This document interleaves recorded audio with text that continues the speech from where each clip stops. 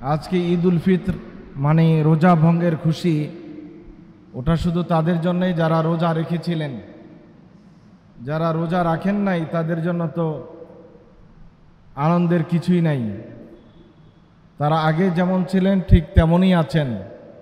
মধ্যখানে তাদের কিছুদিন গোপনে গোপনে খাবার খেতে হয়েছে, লোকচক্ষুর অন্তরালে আল্লাহকে ভয় না করে খাবার গ্রহণ করেছেন। এই বাধাটুকু এখন উঠে গেছে, এছাড়া আর কোনো কিছুই বাকি রয়নি। আল্লাহ তাবারক তাআলা আমাদেরকে যে এক মাস সিয়াম সাধনার সুযোগ করে দিলেন, এই এক মাসে আমরা কি শিক্ষা গ্রহণ করেছি? আমাদেরকে আল্লাহ তাআলা মাসব্যাপী কি শিক্ষা দিলেন? রমাদান পরিবর্তে আমাদের করণীয় কি? আল্লাহ তাবারক তাআলা আমাদেরকে কি করতে বললেন? এই বিষয়ে কিন্তু আমরা সচেতন নই। আমাদের উপরে রমাদানের রোজা আসে এবং যায় বছরের পর বছর, কিন্তু আমরা রমাদান থেকে শিক্ষা গ্রহণ করি না। আল্লাহ তাআলা তো বলেছিলেন এক মাসের রমাদানেই আমরা আল্লাহ ভীরু হয়ে যাব, আল্লাহকে ভয় করব, সিররাম ওয়া আলানিয়া, প্রকাশ্যে এবং গোপনে।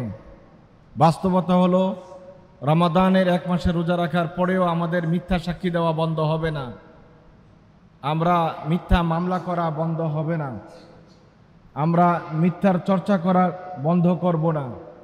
সুদ, ঘুষ, দুর্নীতি আমাদের কাছ থেকে বিদায় নিবে না। আমাদের জোর জুলুম, অন্যায় অত্যাচার করার অভ্যাস পরিত্যাগ করতে পারবো না। তাহলে এক মাসের রমাদান আমাদেরকে কি শেখালো? যার ফলশ্রুতিতে দেখা যায় 40 বছর একজন রোজা রেখেছে, 40 বছর রোজা রাখার পরেও সে মিথ্যা কথা বলছে, 40 বছর রোজা রাখার পরেও সে খাদ্যে ভেজাল দিচ্ছে, 40 বছর রোজা রাখার পরেও সে দুর্নীতি, ঘুষ এবং সুদের সাথে সমান তালে জড়িত।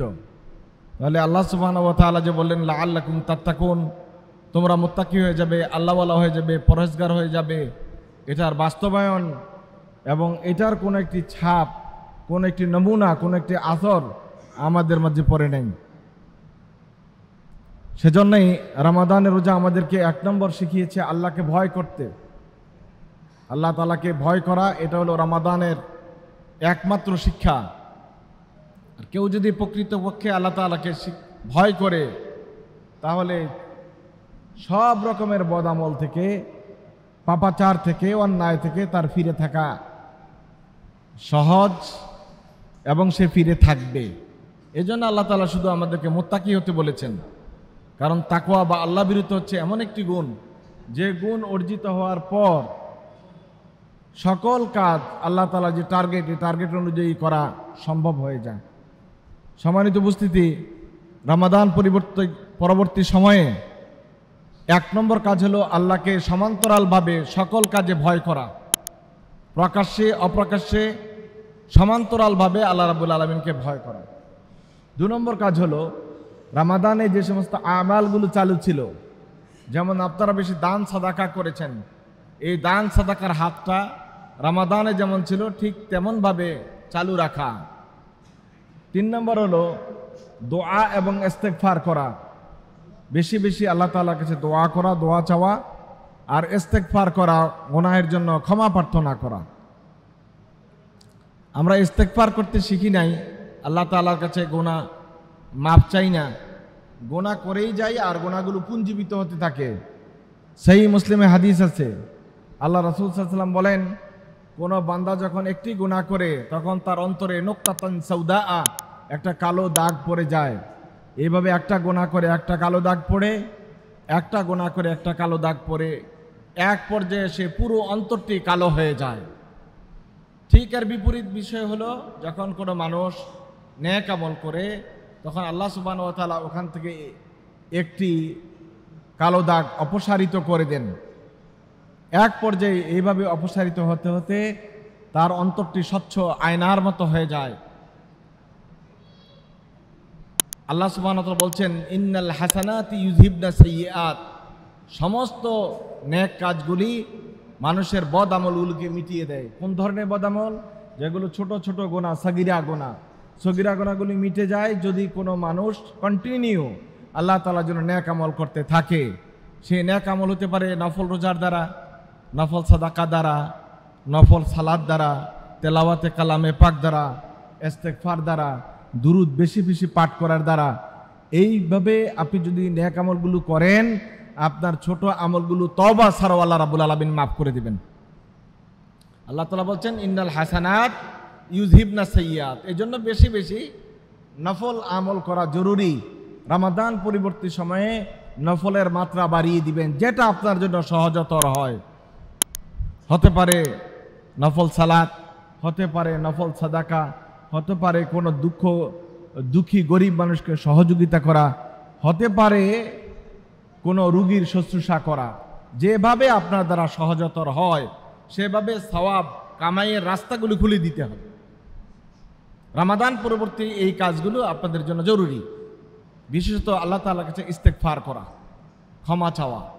আল্লাহ সুবহানাহু ওয়া তাআলা বলেছেন ইস্তাগফিরু রাব্বাকুম ইন্নাহু কানা গাফফারা ইউরসিলিস সামাআ আলাইকুম মিদরারা ওয়া ইউমদিদকুম বিআমওয়ালিন ওয়া বানিন ওয়া ইয়াজআল লাকুম জান্নাতিন ওয়া আনহারা।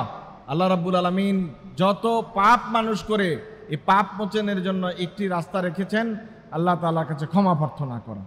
ইস্তেগফার এমন এক আমল, যে আমলের কারণে আপনার সকল না পাওয়া জিনিস পাওয়ার গ্যারান্টি নিশ্চয়তা আছে।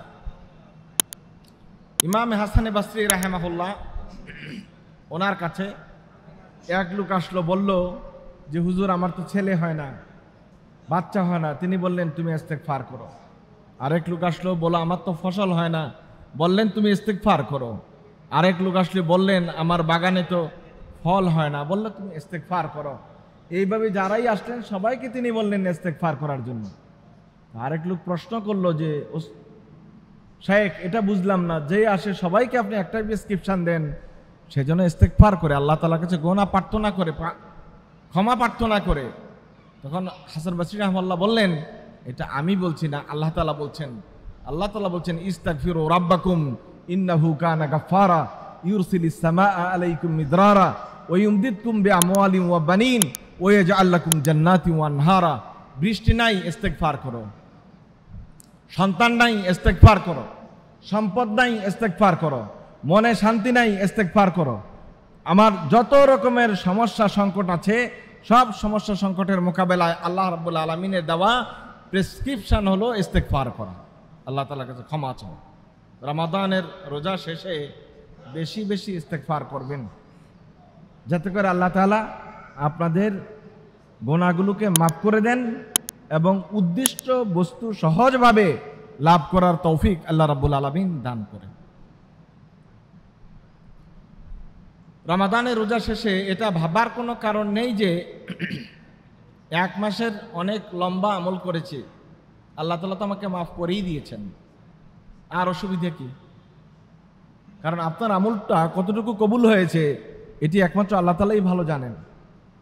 যে রমাদানের রোজা আপনি রেখেছেন, সে রোজাটা কতটুকু আল্লাহ তাআলার কাছে কবুল হয়েছে এটা আল্লাহ পাকই ভালো জানেন। কারণ ওই রোজাটা আল্লাহ তাআলার কাছে কবুল হওয়ার মতো যে ক্রাইটেরিয়ার দরকার ছিল, এটি কি আপনি অর্জন করতে পেরেছেন? আবু হুরায়রা রাদিয়াল্লাহু তাআলা হাদিস বুখারী এবং মুসলিমে নবী করিম সাল্লাল্লাহু আলাইহি ওয়াসাল্লাম ইরশাদ করেছেন, মান সামা রমাদানা ঈমানান ওয়া ইহতিসাবান গফিরা লাহু মা তাকাদ্দামা মিন যামবিহি ওয়া মান কামা রমাদানা ঈমানান ওয়া ইহতিসাবান গফিরা লাহু মা তাকাদ্দামা মিন যামবিহি।